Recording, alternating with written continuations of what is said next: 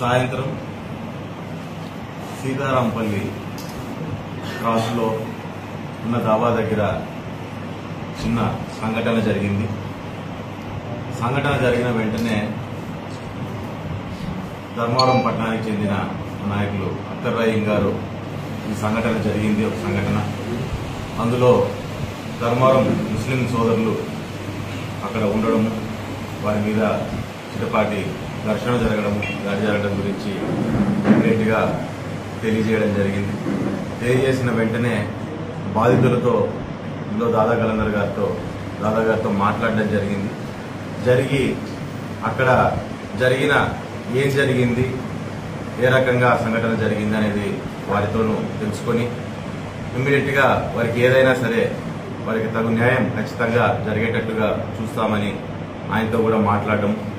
మరి అది అయిపోగానే వెంటనే సిఐ గారికి నాగేంద్ర ప్రసాద్ గారికి 1 వచ్చామంటే 1 నాగేంద్ర ప్రసాద్ గారితో మాట్లాడటం, మరి దాంతోపాటు డిఎస్పీ గారితో కూడా ఇమ్మీడియట్గా మాట్లాడి తప్పు జరిగినప్పుడు ఎవరైనా సరే ఖచ్చితంగా దాని మీద చర్యలు తీసుకోండి.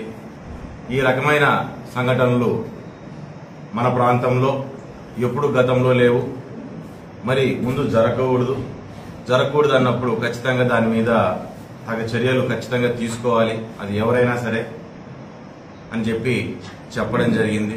ఇటువంటి సంఘటనలు జరిగినప్పుడు నా వైపు నుంచి నేను చెప్పేది ఒకటే, అది నేను చేసినా నా తమ్ముడు చేసినా మరొకరు ఎవరు చేసినా ఖచ్చితంగా ఇటువంటి సంఘటనలు అనేటివి మరీ పునరావృతం కాకూడదు. కాబట్టి ఖచ్చితంగా పోలీసులు కూడా దాని మీద ఖచ్చితంగా సీరియస్ గానే యాక్షన్ తీసుకోవాలి. వారు తీసుకునే ఎనీ యాక్షన్ కి మేము కూడా అడ్డం పోవడానికో లేకుంటే దాంట్లో సమర్థించడానికి కూడా నేనే కాదు, నా స్థానంలో ఇంకెవరున్నా గానీ ఖచ్చితంగా దాన్ని సమర్థించకూడదనే నేను తెలియజేస్తున్నాను. మరి దాంతో పాటు నిన్న జరిగినప్పుడు ఈరోజు ధర్మవరంలో కొత్తగా నేను ఇక్కడ ఉన్న మాకు ముస్లిం సమాజానికి ముస్లిం సోదరులందరికీ మాకు ఎప్పటి నుంచినో అవినాభావ సంబంధం అనేది ఎప్పటి నుంచినో కొత్తగా నాకు ఏర్పడిన సంబంధాలు కాదు, పరిచయాలు కాదు, లేకుంటే ఒకరి మీద ఒకరికి కొత్తగా ఏర్పడిన అభిమానాలు కాదు. ఇది పరిటాల రవీంద్ర గారు ఉన్నప్పటి నుంచి కూడా ముస్లిం సోదరులతో పాటు వాళ్ళ వెంటే నడిచాము.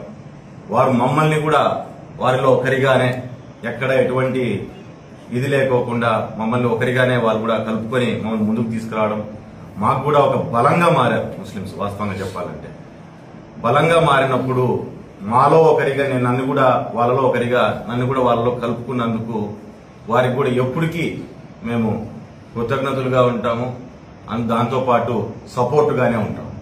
కానీ ఇటువంటి చిన్న సంఘటనలు జరిగినప్పుడు మధ్యలో అంటే వాస్తవంగా చెప్పాలంటే నిన్న నేను తొందరగా మాట్లాడడం కూడా చాలా మందికి నచ్చినదేమో, ఎందుకంటే ఇది ఇంకా పెరిగి పెద్దదైతే ఇంకా బాగుంటుందని ఆలోచన చేసే వాళ్ళు కూడా చాలా మంది ఉంటారు. ఆ రకంగా ఆలోచనలో కొంతమంది మధ్యలో తూరి రకరకాలుగా మాట్లాడడం రకరకాలుగా చేస్తుంటారు. కానీ ముస్లిం సోదరులందరికీ నేను ఒకటే చెబుతున్నాను, ధర్మవరంలో మీకు సమస్య అంటే మొట్టమొదటిగా నిలబడేవాడు పరిటాల శ్రీరామ్ అనే విషయాన్ని దయచేసి మర్చిపోవద్దండి అని కూడా నేను సోదరులందరికీ కూడా నేను తెలియజేస్తున్నా.